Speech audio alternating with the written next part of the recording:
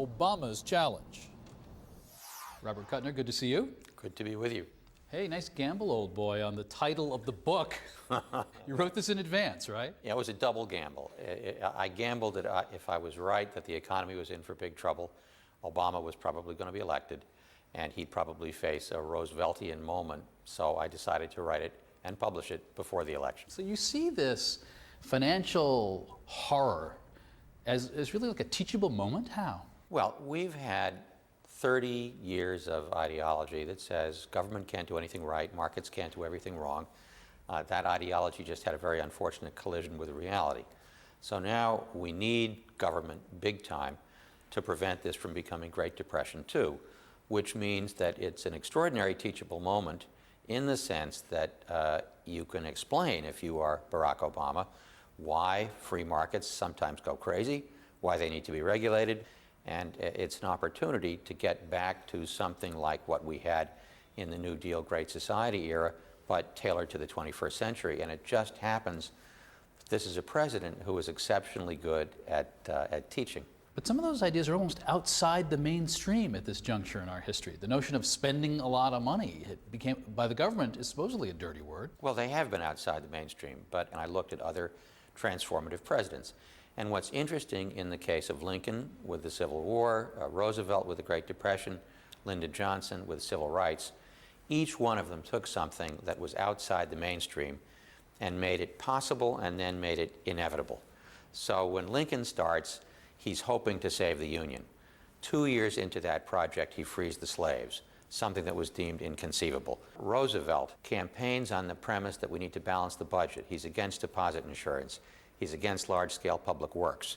By 1933, the world has changed. I think reality is going to force Obama to be a more radical, transformative president than he was a candidate. If he doesn't, he will fail.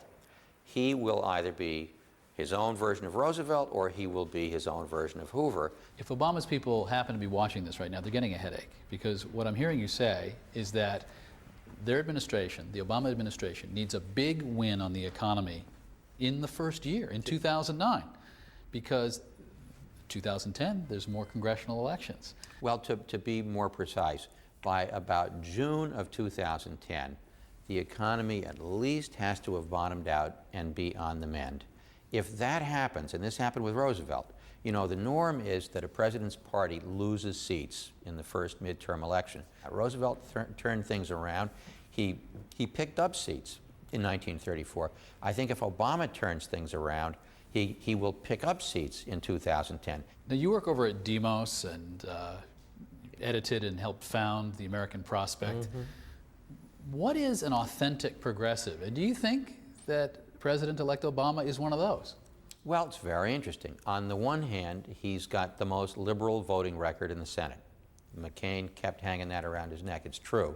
On the other hand, he fancies himself a bridge builder, and he's got a wide range of advisors representing different points on the spectrum within the Democratic Party and maybe some Republicans as well. But I think it's possible to be a bridge builder and a progressive. You lead as a progressive and bring other people to that position.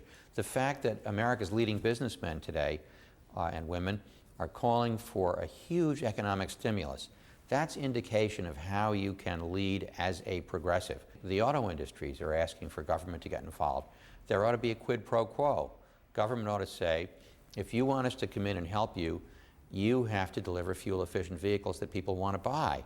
It's possible to be both a progressive and a bridge builder. Johnson was amazing at this. He would use the Southern Democrats to pass Medicare, and then he would use the Republicans to pass civil rights. And so I think Obama's admirers, myself included, believe that he has these traits. I'm a little nervous about who he's listening to. I'm a little nervous about whether he has the nerve, but I think he has the capacity to lead the country to